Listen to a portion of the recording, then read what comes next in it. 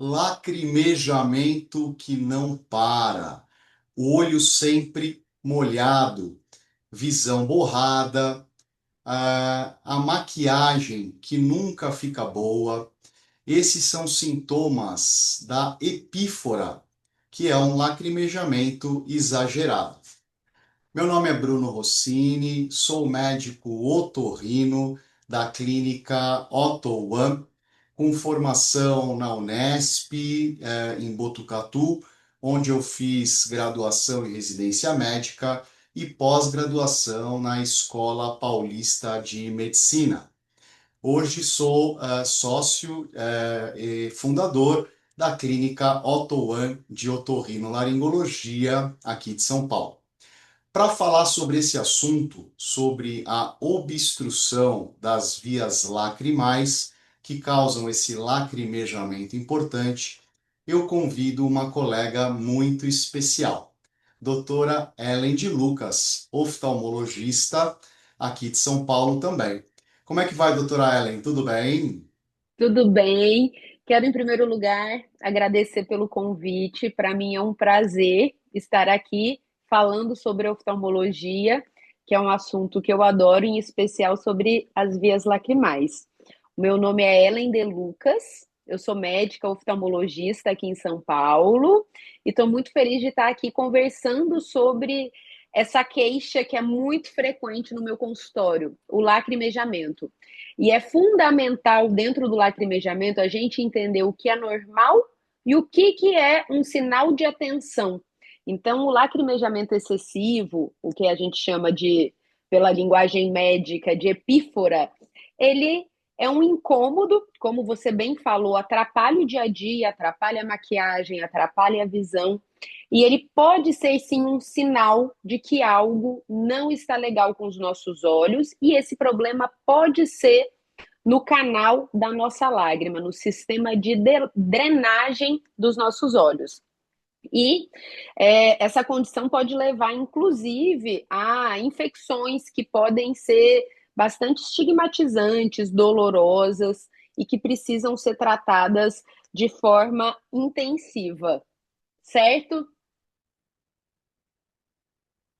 Que legal, que informação muito interessante, que informações muito interessantes que você trouxe para a gente aqui.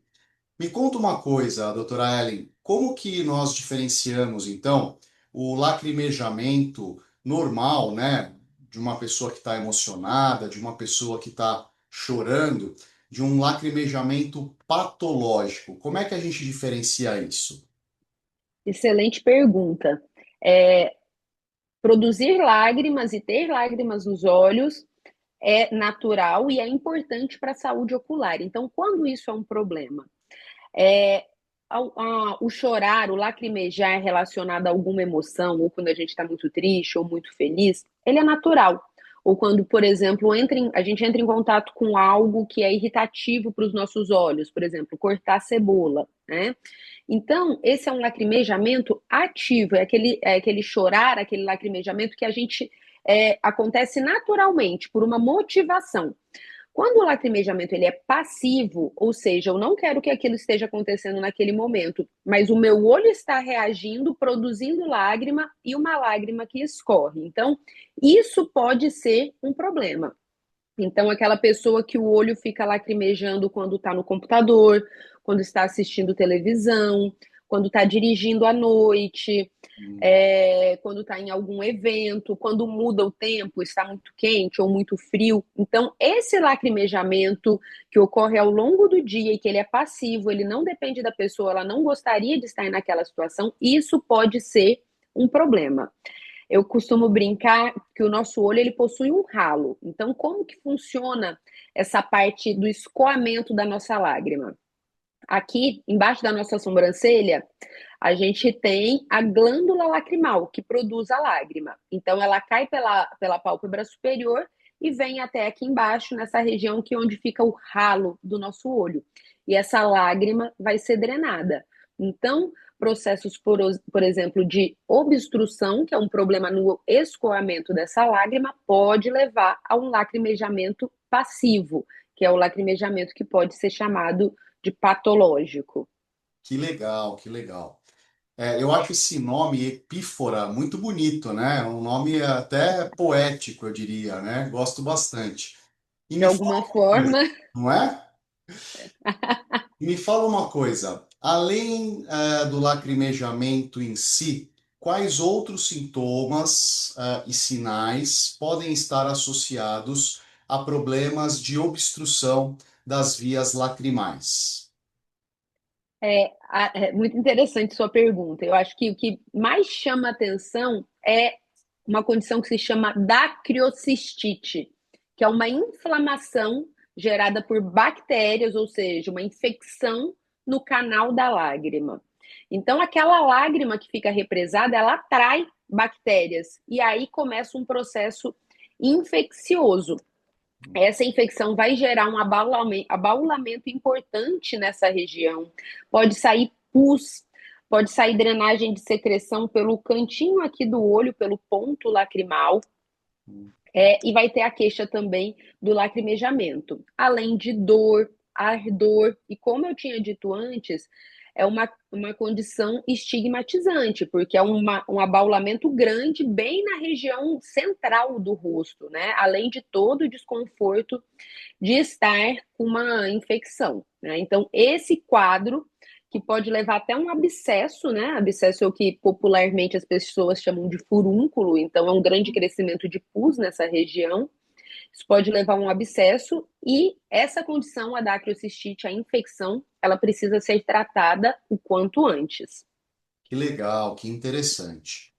E me fala uma coisa, como que você diagnostica, né, esse tipo de obstrução? Como que o paciente, quais são os exames, né, que você faz para entender que esse ralo, a via de drenagem das lágrimas, estão obstruídas? Boa colocação. Nem todo lacrimejamento é obstrução de via lacrimal, né? Então, tudo começa com um exame oftalmológico completo. Então, primeiro entender como que é essa queixa, como que é esse padrão de lacrimejamento. São os dois olhos, um é um olho só? Acontece o tempo todo ou acontece em uma situação específica? Esse lacrimejamento é acompanhado de olho vermelho, de coceira, de irritação, ou é um olho calmo? Um olho que não tem sinal de inflamação e ainda assim lacrimeja. Outra coisa importante, avaliar as nossas pálpebras, porque a frouxidão da pálpebra, tanto inferior como superior, podem prejudicar o sistema de drenagem do olho. Então, podem ter situações associadas. A pessoa tem um problema de flacidez de pálpebra, às vezes até um ectrópio, e também tem uma obstrução de via lacrimal. Então, a gente começa avaliando o olho, ver o que no olho que pode estar gerando aquele lacrimejamento. Então, a gente vai avaliar os cílios, a tensão da pálpebra, o posicionamento dessa pálpebra, o posicionamento do nosso ponto lacrimal, que é a tampinha do ralo, o ponto lacrimal. E ele, por exemplo, às vezes está entupido, está tampado, não abriu, pode acontecer em nenéns. Então, a gente vai avaliar todo esse sistema de drenagem inicial e toda a saúde ocular. Então, um exame oftalmológico completo. E eu percebendo que esse sistema está pérvio, aí sim eu vou pensar no sistema proximal aqui em cima, que ele está tudo funcionando, então a obstrução só pode ser aqui embaixo. E aí chega a hora que a gente vai pedir ajuda para o otorrino. E além disso, no consultório nós temos alguns testes que são possíveis de ser feito. Então a gente pode instilar, né, pingar um colírio que é laranjado, que se chama fluoresceína, e o normal de quando a gente tem um colírio no olho é que esse colírio vai embora e a lágrima volte à cor normal. E isso acontece em 3 a 5 minutos. Então, se eu pingo um colírio laranjado e daqui 3 a 5 minutos a lágrima ainda está laranjada, isso mostra para mim que pode ter, sim, uma obstrução do canal da lágrima. Além disso, apertar o saco lacrimal. Quando ele está obstruído e cheio de secreção, a gente aperta e a secreção sai pela pálpebra. Esse é um outro teste que a gente pode fazer na avaliação oftalmológica. Hum, Também a sondagem das vias lacrimais. A gente coloca alguns instrumentos dentro desse canal para avaliar se ele está pérvio ou não. Então, tem algumas etapas até a gente chegar na hipótese de uma obstrução de canal lacrimal. ou de via Entendi. lacrimal, melhor dizendo. E quais exames de imagem são solicitados para contribuir com esse diagnóstico? Exames complementares. Certo. Nós dispomos, além da sondagem da via lacrimal, a gente também pode fazer a instilação de soro fisiológico através desse canalículo, e a pessoa vai sentir na garganta o gostinho do soro, então é um sinal de que a via está férvea. E pensando em outros exames, nós temos também exames de imagem. A gente coloca um contraste aqui no canal da lágrima e fazemos várias imagens de radiografia ou de tomografia. E a gente vai vendo esse contraste escorrendo e vê até onde ele chega. É um exame legal quando a gente está pensando em planejamento cirúrgico, porque ele consegue me dizer onde está essa obstrução e qual dos lados está obstruído. Então, é importante dizer também, é um exame bilateral, né? Não adianta fazer em um olho só, a gente precisa avaliar as duas vias lacrimais.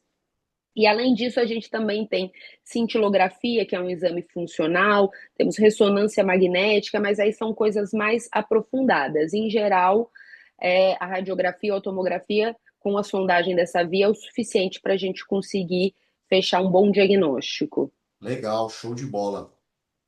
E pensando agora nas causas oftalmológicas, né?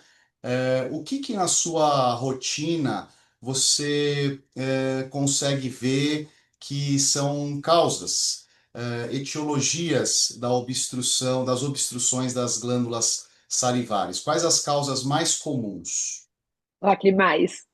das glândulas lacrimais? Salivares eu não vou conseguir responder. Salivares é minha seara só. É. É, Bom, existem algumas causas. Eu gosto, uma forma que eu acho que fica didática de entender é dividir por idade. Existem as obstruções de vias lacrimais que são congênitas, que os nenéns nascem com ela, e na maioria das vezes é uma membrana que deveria ter se rompido e não se rompeu, então a criança tem esse sintoma de lacrimejamento constante. Nesses casos, em geral, se resolve sozinho, raramente vai precisar de algum tipo de intervenção cirúrgica. E tem obstrução pensando em adultos, né? A principal, e aí é uma coisa multifatorial. A obstrução de via lacrimal idiopática, ela acontece mais com quem? Mulheres, em geral, meia idade ou idosa, período perimenopausa, parece ter uma influência dos hormônios aí, então, ou da redução desses hormônios na menopausa, e pode levar a esse quadro de obstrução idiopática. Seria meio que pelo envelhecimento, vai acontecendo uma estenose do ducto lacrimal e vai dificultando a passagem da lágrima e acontece essa obstrução. Além disso, a gente tem que pensar em outras coisas. Traumas nessa região, né, podem levar à obstrução. Tumores, né? A gente não imagina que pode acontecer, mas existem tumores tanto da via lacrimal quanto tumores do rosto que comprimem a via, que podem levar a essa obstrução. Bom, basicamente, e infecções recorrentes também, que muita hum, gente não imagina. Então, blefarite, que é uma inflamação das pálpebras de forma recorrente, herpes, tracoma, que é uma doença causada por uma bactéria, também pode levar à obstrução. Mas a forma mais comum, sem dúvida, é a forma idiopática. interessante, muito interessante. Legal. Bom, muitas informações, hein, que estamos descobrindo aqui, falando para os nossos espectadores, para os nossos ouvintes. Bom, e aí você faz o diagnóstico, entende que está ali realmente obstruído, faz uma sondagem e aplica colírios anti-inflamatórios e entende, percebe que não vai resolver o problema da drenagem.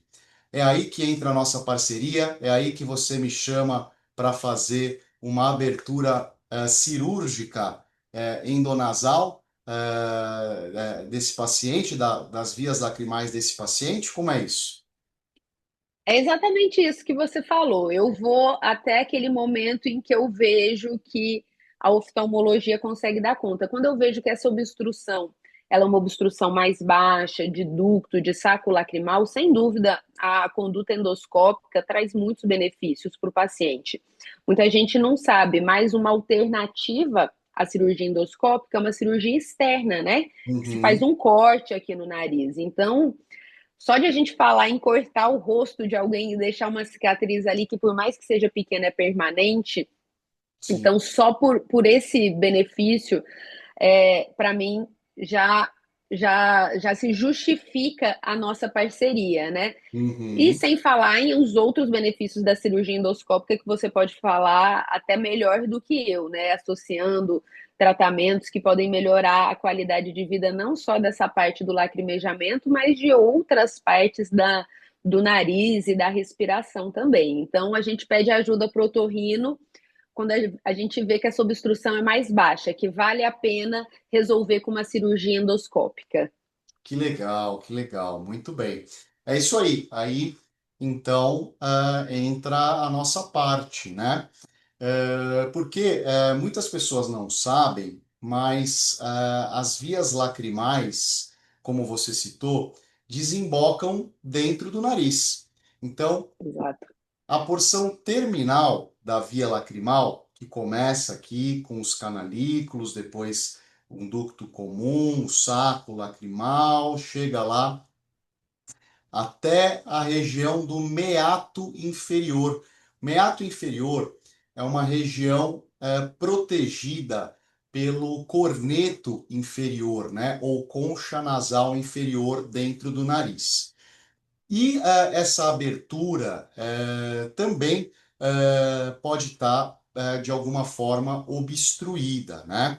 Nós temos algumas causas relativamente comuns de obstrução da porção mais distal, da porção mais aqui abaixo da via lacrimal, como por exemplo, uma cicatriz, um paciente que foi submetido a uma cirurgia nasal previamente e por algum motivo traumatizou a região ali e acabou causando uma cicatriz que obstrui o ósseo do ducto nasolacrimal, ou até um tumor nessa região mais inferior do nariz, um grande pólipo inflamatório, né? Um desvio de septo atípico, mas pode acontecer também, que comprime ali a região de drenagem da glândula do ducto nasolacrimal. Então, podemos ter obstruções mais baixas ali também. E aí, indicamos a cirurgia chamada de dacriorinocistostomia por via endoscópica, né? Esse nome enorme, É, complicado e estranho, diferente, mas nada mais do que colocar uma lente através do nariz, chegar ali na região do saco lacrimal, por dentro do nariz, e aí a gente tira a mucosa, levanta essa mucosa, dá de cara no osso que reveste esse saco lacrimal, e aí a gente broca esse osso e expõe esse saco lacrimal. E depois abrimos o saco lacrimal para lágrima já cair aqui no nosso ralo, dentro do olho, e cair direto do nariz, de uma forma mais fácil, de uma forma mais direta, né? Fazendo um bypass nas obstruções aí mais distais das vias lacrimais. Para fazer essa cirurgia, doutora Ellen, você sabe muito bem que a gente sempre trabalha junto com os médicos oftalmologistas, que fazem a sondagem dos ductos lacrimais durante o procedimento e vão nos ajudando a encontrar, né, a projeção do saco lacrimal dentro do nariz. É uma cirurgia que eu gosto muito de fazer, é uma cirurgia muito bonita, concordo. né? É uma cirurgia de pequeno porte, baixo risco e, diferentemente da abordagem externa, né? Ela, como você falou, não deixa nenhuma cicatriz, porque é tudo feito por dentro do nariz. Isso traz vantagens muito grandes, né? E, Bruno, posso te interromper? Me desculpa. claro, Então, o que você está me falando é que existem causas extraoculares ou intranasais que também podem dar essa obstrução. Então, você falou de pólipo, então uma sinusite por pólipos, por exemplo, poderia gerar uma obstrução dessa via lacrimal também. sim, existem casos graves, né, de rinocinusite crônica com pólipos, em que o pólipo pode ocupar toda a fossa nasal, né? Inclusive ali obstruir ou prejudicar a drenagem da glândula do ducto nasolacrimal. Sim, acontece sim. Legal, interessante saber. É aí que a oftalmologia e a otorrino se encontram, né? Isso aí, isso aí. Que a gente precisa dessa ajuda para excluir todas as causas que possam levar aquilo e fazer uma cirurgia com uma boa indicação. Que é interessante também lembrar que a cirurgia endoscópica ela tem uma taxa de sucesso tão boa quanto a cirurgia externa e com uma taxa de recidiva muito grande. Você pode me falar isso até melhor do que eu. É, uma taxa de, você quis dizer uma taxa de sucesso grande, né? São É, 95% de chance de exato. sucesso na cirurgia. A recidiva em si dificilmente acontece. Quando a gente pode acontecer, mas quando a gente faz uma abertura bem ampla por dentro do nariz, e coloca, né? Eu gosto de colocar estentes de silicone, né? Que entram aqui pelos pontos lacrimais e ficam lá dentro do nariz por algumas semanas, né? Talvez aí umas 2 semanas, ajudando a manter aberto esse novo pertuito que a gente confeccionou. Então, a taxa Uhum. de sucesso é muito grande. A dácrio externa eu não costumo fazer, eu já aprendi direto a dácrio endoscópica. Na dácrio externa, você acha que tem muita recidiva? Costuma voltar a piorar ou não? Também é É uma muito boa. raro. Uhum. É Funciona muito bem raro. também.